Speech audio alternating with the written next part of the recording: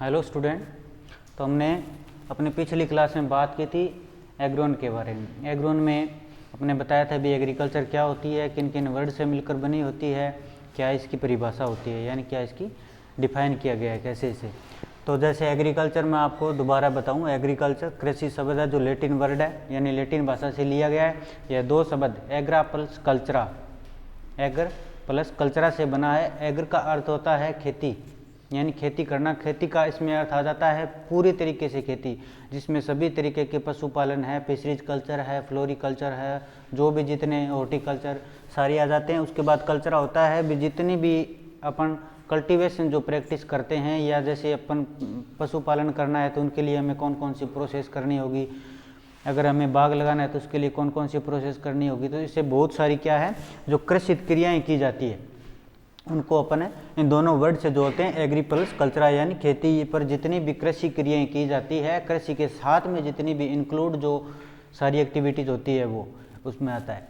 अब इसके क्या है, एग्रीकल्चर मैंने आपको बताया था कि एक ब्रॉड टर्म है, यानी बहुत बड़ा शब्द है। एग्रीकल्चर में बहुत सारी ब्रांच आती है, अलग अलग ब्रांच है। जैसे इसमें अपने आता है प्राइमरी यूनिट, यानी इसकी जो प्राथमिक इकाई उसमें होता है क्रॉप साइंस है, एग्रोनॉमी है, सिल्वीकल्चर है, हॉर्टिकल्चर है। यानी क्रॉप साइंस में जितने भी अपन फसल उत्पादन का अध्ययन, फसल उत्पादन में सभी तरह की फसलें या सभी तरह की जो कल्टीवेशन है वो। उसके बाद आता है एग्रोनॉमी, सस्य विज्ञान, इसमें इसके बारे में आगे जस्ट पढ़ लेंगे। उसके बाद आता है सिल्वीकल्चर, वन विज्ञान, यानी वनों की खेती करना, पेड़ पौधे लगाना। उसके बाद हॉर्टिकल्चर यानी उद्यान विज्ञान, उद्यान विज्ञान में इसके पार्ट आते हैं फ्लोरिकल्चर, यानी कि फलों की, इसकी पुष्पों की यानी फूलों की खेती करना। उसके बाद आता है ओलेरिकल्चर, यानी सब्जियों की खेती करना। उसके बाद आता है इसका जैसे पोमोलॉजी, फल विज्ञान, जैसे बाग लगाना या फल वृक्ष जितने भी प्लांट लगाए जाते हैं उनकी। उसके बाद आता है एंटमोलॉजी, यानी कि कीट विज्ञान, भी कौन कौन से जैसे जितनी भी क्रॉप है, जैसे फ्लोरिकल्चर है, ओलेरिकल्चर है, पोमोलॉजी है, या क्रॉप प्रोडक्शन है एग्रोनॉमी में। तो सब में आपको पता है डिजीज यानी कि इंसेक्ट या पेस्ट का जरूर इफेक्ट होता है, कहीं ना कहीं इंसेक्ट या पेस्ट लगता है, तो उनके बारे में पूरा अध्ययन इसमें किया जाता है। ये आपके कोर्स आएगा सेकंड सेमेस्टर में। ये है पूरी एग्रीकल्चर। एग्रीकल्चर का मतलब हो गया 4 साल की बीएससी, एमएससी, पीएचडी, जितना भी एग्रीकल्चर क्या है, जूनियर से लेकर लास्ट तक। उसके बाद में इसके आता है पादप रोग विज्ञान, यानी जितनी भी क्रॉप है, चाहे ये मान लो इसी जैसे इंसेक्ट पेस्ट लगते हैं उसी तरह से डिजीज लगती है। जैसे आपने सुना होगा रस्ट नाम की डिजीज लगती है, पिक्सिनिया स्ट्राइफॉर्मिस है, पिक्सिनिया ग्रेमनिस आई है, पिक्सिनिया ट्रिटिस आई है, ऐसे बहुत सारी डिजीज लगती है। तो उन डिजीज के बारे में अध्ययन करना और फिर उसका कंट्रोल करना। उसी तरीके से इंसेक्ट के बारे में उसका अध्ययन करना, फिर उसका कंट्रोल करना, भी कौन कौन से सिम्टम आते हैं, किस डिजीज के कौन से सिम्टम आते हैं, कौन से इंसेक्ट पेस्ट से कौन सा सिम्टम आता है, इन सब यानी कि लक्षण का उसका अध्ययन करना। सेकेंडरी यूनिट है जो इसकी आती है एनिमल साइंस। अब एनिमल साइंस में यानी पशुपालन, जितने भी पशुपालन का अर्थ हो गया, इसमें बी कीपिंग भी आ जाएगा, लैग कल्चर आ जाएगा, सेरिकल्चर आ जाएगा, फिश कल्चर आ जाएगा। बी कीपिंग यानी मधुमक्खी पालन, सेरिकल्चर आ गया, लाख कल्चर जैसे लेग कल्चर आ गया, लाख का उत्पादन करना यानी रेशम जो होता है उसका, सेरिकल्चर रेशम का उत्पादन, और फिश कल्चर आ गया इसमें मछली उत्पादन। तो इस तरीके की जितनी भी खेती की जाती है इसको एग्रीकल्चर कहा जाता है। यही इसकी एक परिभाषा, यही इसकी डिफाइन है। यानी कृषि में वह सभी एक्टिविटीज़ की जाती है जिसमें पशुपालन है, फिश कल्चर है, हॉर्टिकल्चर है, सारी क्या है सभी एक्टिविटीज़ इसमें इंक्लूड होती है। उसके बाद में अपने आता है सब्जेक्ट का जो, यानी कि फंडामेंटल ऑफ एग्रोनॉमी अपना आप होता है, यहाँ से सब्जेक्ट स्टार्ट भी एग्रोनॉमी क्या है। तो एग्रोनॉमी एक ग्रीक वर्ड है। ये कई बार दोनों टर्म है, जो दोनों टर्म आती है न्यू टाइप में पूछ लेते हैं कई बार भी। एग्रोनॉमी है जो किस वर्ड से निकला है, ग्रीक वर्ड से। एग्रीकल्चर किस वर्ड से निकला है, लैटिन वर्ड से। तो इस तरीके से तो यह क्या है, ग्रीक वर्ड से है। और एग्रो प्लस नोमोस यानी भूमि प्लस प्रबंधन। अब एग्रीकल्चर में हो गया पूरा कल्टीवेशन, एग्रोनॉमी में स्पेशलाइजेशन हो जाएगा। अब इनका किस में हो जाएगा, भी फसल उत्पादन में। भी फसल उत्पादन में जितनी भी एक्टिविटीज करेंगे वो सब एग्रोनॉमी के अंडर आएगी। अब इनमें क्या होता है कि एक साइंटिफिक तरीके से क्रॉप प्रोडक्शन करना एग्रोनॉमी कहलाता है। साइंटिफिक क्रॉप प्रोडक्शन का अर्थ हो गया भी जैसे आप क्रॉप लगा रहे हो तो क्रॉप को किस टेम्परेचर पे लगाना है, उसका इन्वायरमेंट कैसा होना चाहिए, उसको किस तरह की अपने को इंटरकल्चर ऑपरेशन यानी कि जो इसकी फील्ड प्रिपरेशन है वो किस तरीके से करनी है। अलग अलग क्रॉप की अलग अलग फील्ड प्रिपरेशन होती है। लगभग जैसे मान लो कि अब एक तो आपको राइस लगाना है और एक आपको वीट लगाना है, तो दोनों में डिफरेंस है। अब राइस को आपको लगाने के लिए एक तो उसकी सोइल के बारे में पता करना पड़ेगा। ये थोड़ी आप ड्राई लैंड एरिया जैसे जैसलमेर में राइस लगा सकते हो क्या? कभी नहीं लगेगा। हनुमानगढ़ में आप राइस लगा सकते हो, गंगानगर में आप राइस लगा सकते हो, हरियाणा पंजाब में राइस लगा सकते हो। इस तरीके से वहाँ का इन्वायरमेंट, वहाँ कैसी सिचुएशन है, किस क्रॉप के हिसाब से सिचुएशन है, कौन सी क्रॉप हमें लगानी चाहिए। अब राइस के लिए अपन को फील्ड प्रिपरेशन करना पड़ेगा, तो उसके लिए पडलिंग करनी पड़ेगी, यानी कि सोइल को पडल करना पड़ता है। उसके बाद में राइस की जो नर्सरी होती है उसको ट्रांसप्लांटिंग करके उसकी पौध तैयार की जाती है, फिर उनको खेत में लगाया जाता है। अब वीट को लगाना है तो वीट के लिए तो हमें लेवलिंग सोइल चाहिए।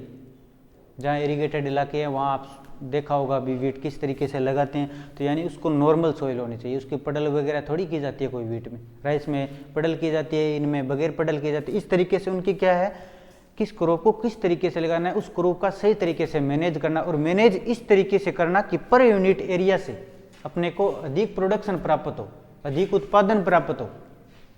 आजकल क्या है, जैसे पीछे की क्या परंपरागत खेती चलती आती थी, लेकिन आज क्या हो रहा है, अपन एक उस ट्रेडिशनल खेती को छोड़कर एक टेक्निकली खेती के बारे में सोचना है।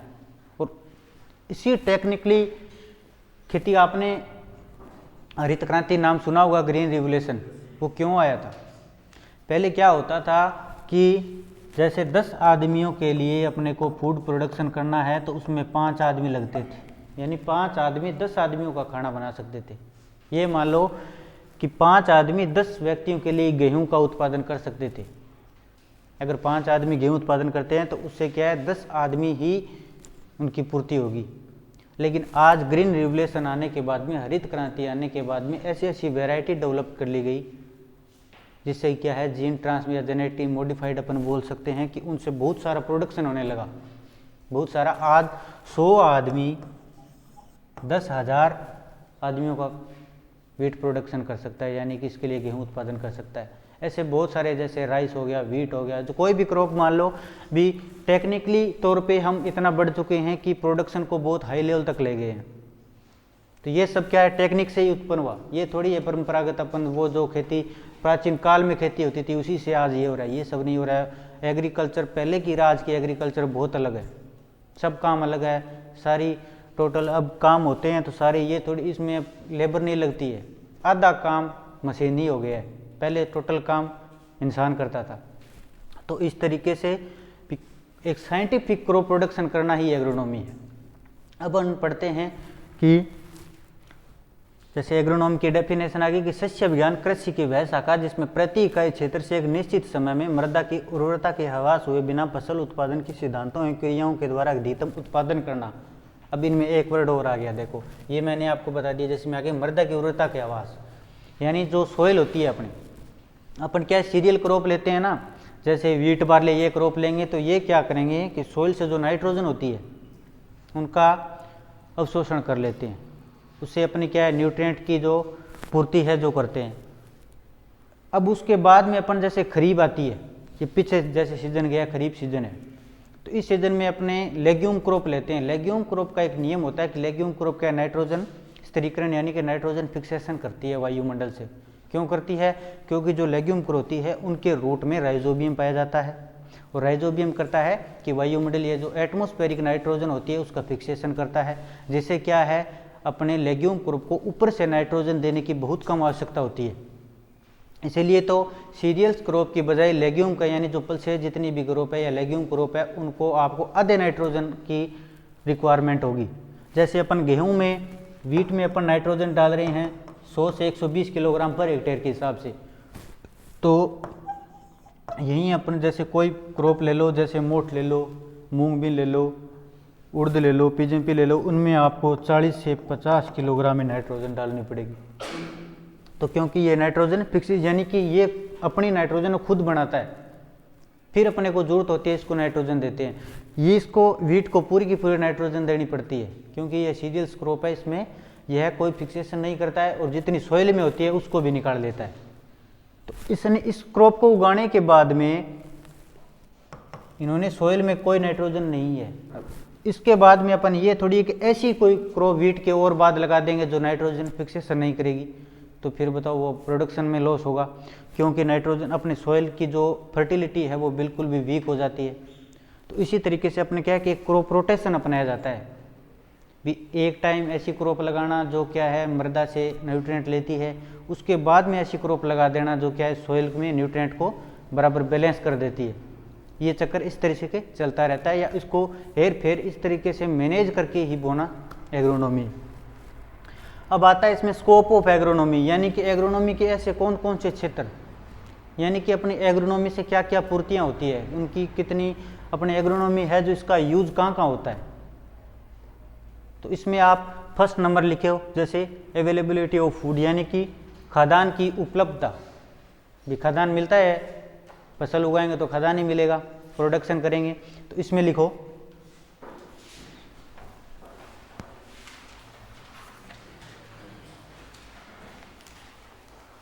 इसमें फर्स्ट नंबर इसमें लिखना है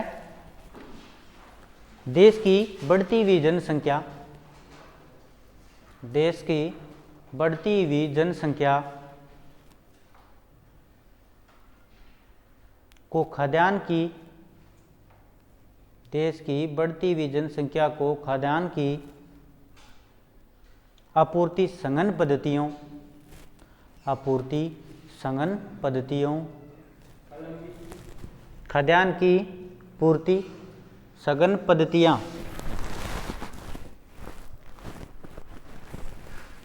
सघन पद्धतियाँ जलवायु तथा मृदा के अनुकूल, जलवायु तथा मृदा के अनुकूल फसलों एवं उसकी प्रजातियों को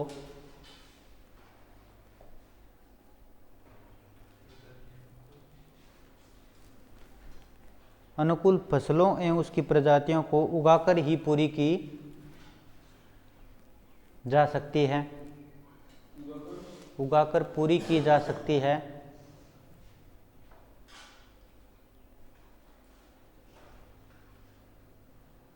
जैसे जैसे धान गेहूँ, जैसे धान गेहूँ मक्का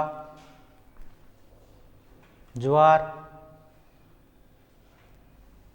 धान फिर कोमा फिर गेहूँ फिर कोमा फिर मक्का फिर दलहन या तिलहन फसलें, दलहन या और दलहन और तिलहन फसलें आदि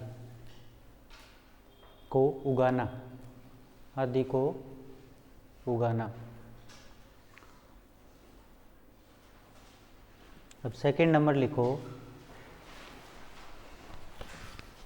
इसमें आप सेकंड नंबर लिखेंगे availability of fodder for animals, यानी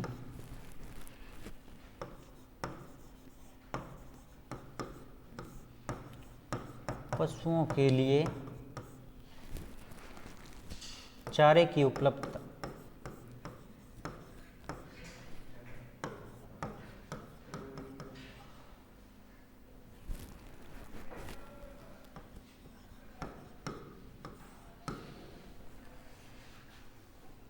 चारे की उपलब्धता। इसमें लिखो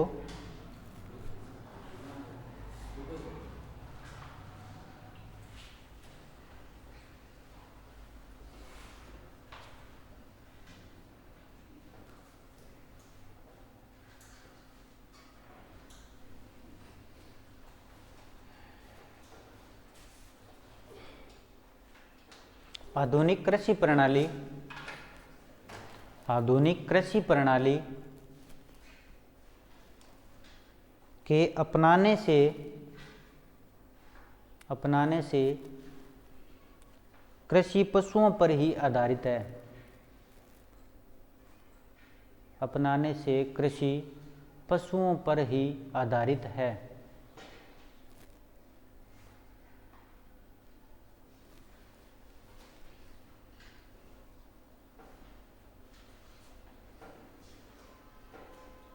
और पशुओं का या पशुओं को चारे की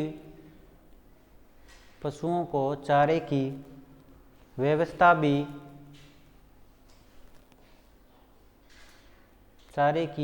भी सस्य विज्ञान द्वारा संभव है।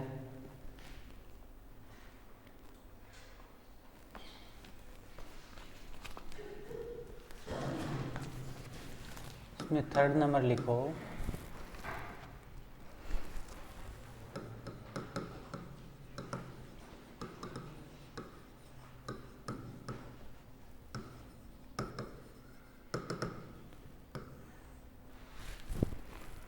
वस्त्रों की आपूर्ति।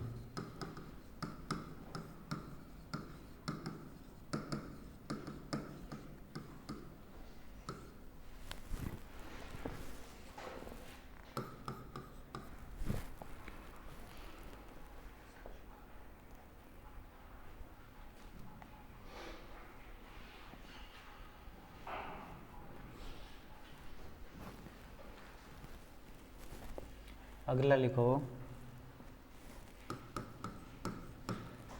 Availability of raw material for industries.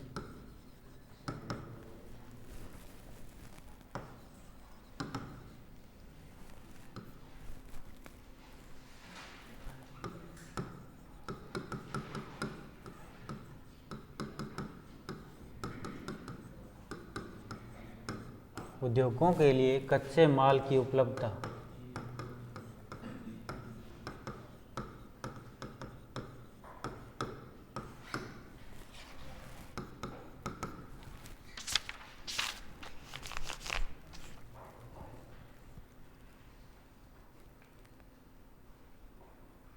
इसमें लिखो, कृषि आधारित उद्योग धंधे। लिख लो।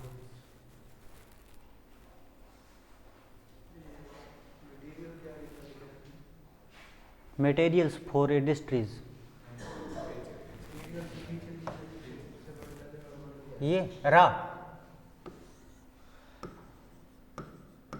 मटेरियल ऐसे लिख लो,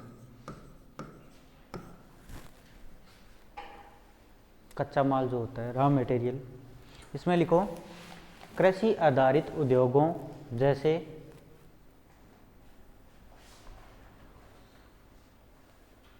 चीनी, कपड़ा, तेल, चमड़ा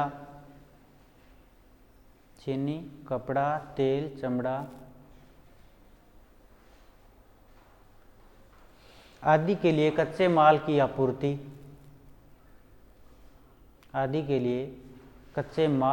आपूर्ति कृषि एवं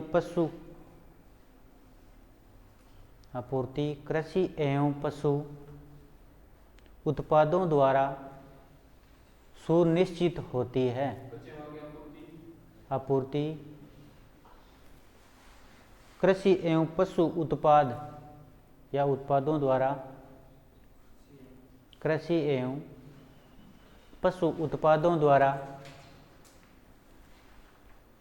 सुनिश्चित होती है। किसी भी देश का विकास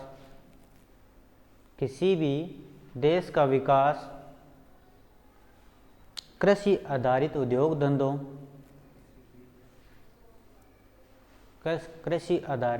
किसी भी देश का विकास कृषि आधारित उद्योग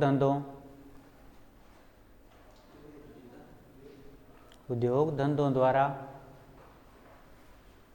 होता है।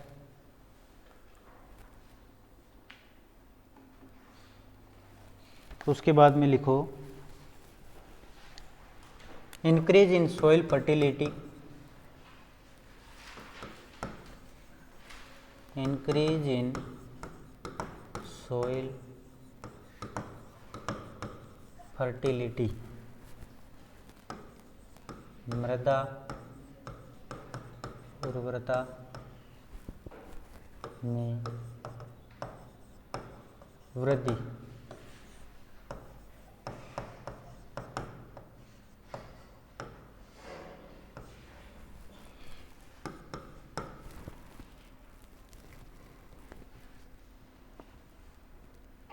इसमें लिखो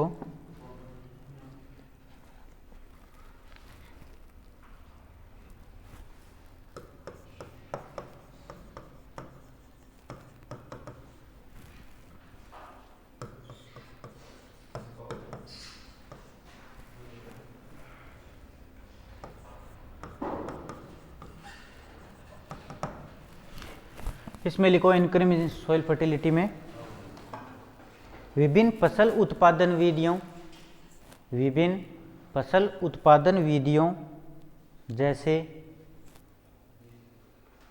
विभिन्न फसल उत्पादन विधियों जैसे दलहन आधारित फसल चक्र, दलहन आधारित फसल चक्र यानी पल्सेज का जो क्रॉप रोटेशन होता है, मैंने अभी आपको बताया, एक टाइम सीरियल्स क्रॉप लेना, उसके बाद में ऐसी क्रॉप उगाना जो नाइट्रोजन का फिक्सेशन करे। फसल चक्र कोमा उचित फसल, कोमा उचित फसल पद्धतियाँ, उचित फसल पद्धतियाँ, कोमा हरी खाद, कोमा जैविक उर्वरकों, जैविक उर्वरकों का प्रयोग आदि, उर्वरकों का प्रयोग आदि के सहयोग से, प्रयोग आदि के सहयोग से मृदा की उर्वरा शक्ति का, मृदा की उर्वरा शक्ति का संरक्षण तथा, उर्वरा शक्ति का संरक्षण तथा वृद्धि भी, संरक्षण तथा वृद्धि भी करती है।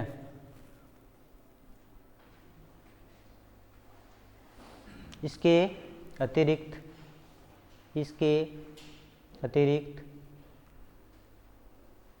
मृदा में, इसके अतिरिक्त मृदा में जीवांश पदार्थ, कोमा मृदा क्षारीयता, मृदा क्षारीयता,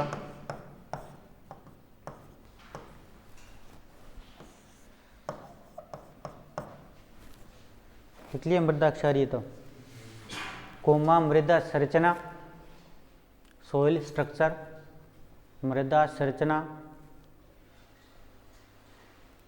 कोमा मृदा अपर्दन, सोइल इरोजन, मृदा अपर्दन आदि द्वारा मृदा में, आदि द्वारा मृदा में उर्वरा शक्ति को संरक्षित करके, मृदा में उर्वरा शक्ति यानी सोइल फर्टिलिटी को संरक्षित करके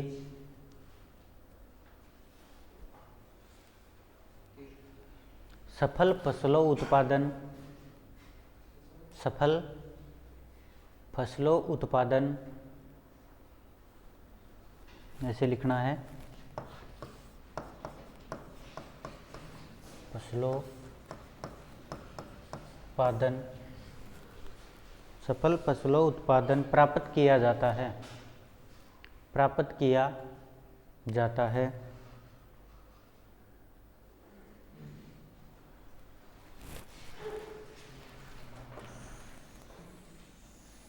उसके बाद में लिखो अगला point 6 number, increase in national income, increase in national income, राष्ट्रीय आय में वृद्धि, राष्ट्रीय आय में वृद्धि, इसमें लिख लो राष्ट्रीय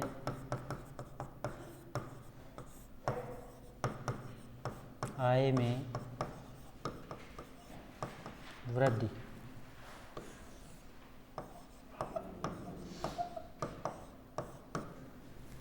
इसमें लिखो, हाँ लिख लो,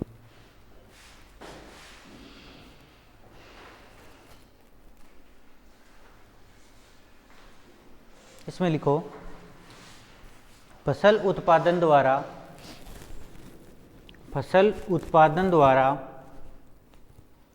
कृषकों की आय में वृद्धि होने के,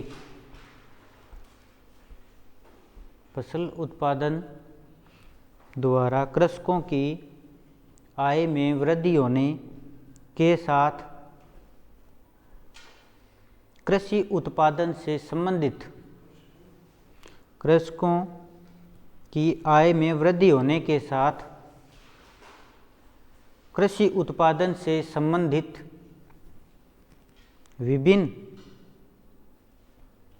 विभिन्न कर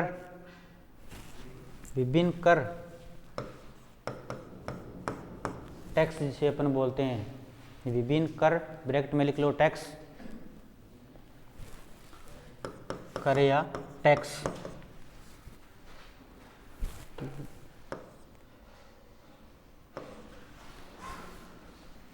टैक्स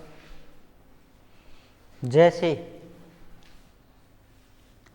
सिंचाई कर, इरिगेशन टैक्स, सिंचाई कर, कोमा उत्पाद कर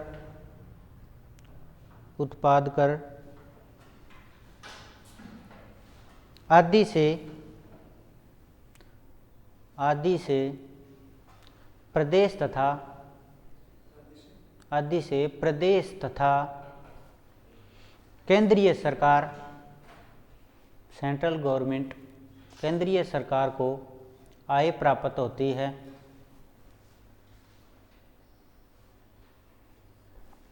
इसके अतिरिक्त आय प्राप्त होती है, इसके अतिरिक्त कुछ फसलों जैसे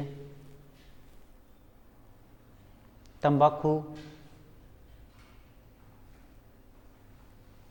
कोमा जूट,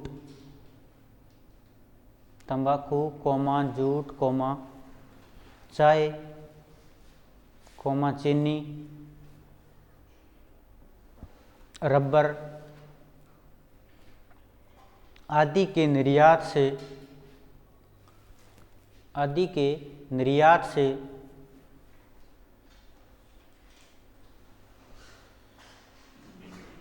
देश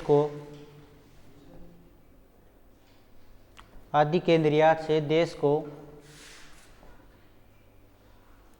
अधिक मात्रा में विदेशी मुद्रा प्राप्त होती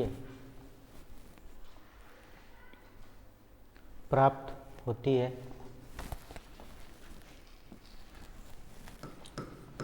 अगला लिखो 7 number, increase in economic status,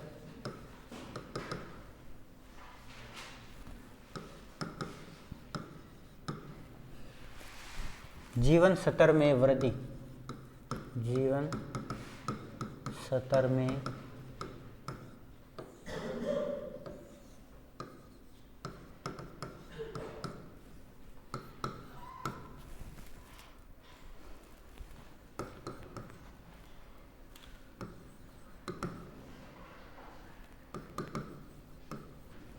to elevate the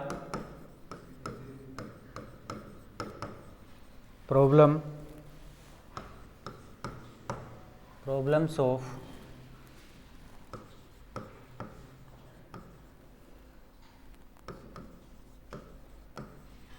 unemployment,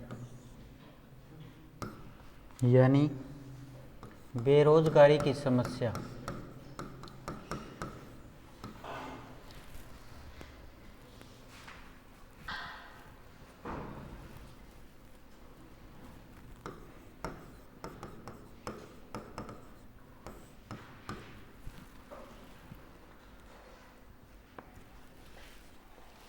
यानी कि जीवन स्तर में वृद्धि। और अगला है बेरोजगारी की, इसके बाद में ये लिख लो point, to evaluate the problems of unemployment, बेरोजगारी की समस्या। यानी एग्रीकल्चर से किसी न किसी डायरेक्ट रूप से कोई ना कोई जुड़ा होता है। किसान खेती करता है तो वो खेती करता है तो उस खेती पर देखो, एक जैसे लोहार है या जैसे बढ़ई जिसे अपन खाती सुथार बोलते हैं वो है, किसी तरीके ने कोई ना कोई उस खेती से उनका रोजगार होता है। वो काम करता है तो उसके औजार तैयार करना या उसका और काम करना या उसी के खेत में श्रम एक लेबर द्वारा, तो लेबर को काम मिल गया। इसे लेके क्या है, बेरोजगारी की समस्या भी से क्या है दूर होती है। बहुत सारे लोगों को कृषि से रोजगार मिलता है। इस तरीके से ये वे एग्रोनॉमी के स्कोप। अब नेक्स्ट टॉपिक के बारे में बात करें हम नेक्स्ट क्लास में। धन्यवाद।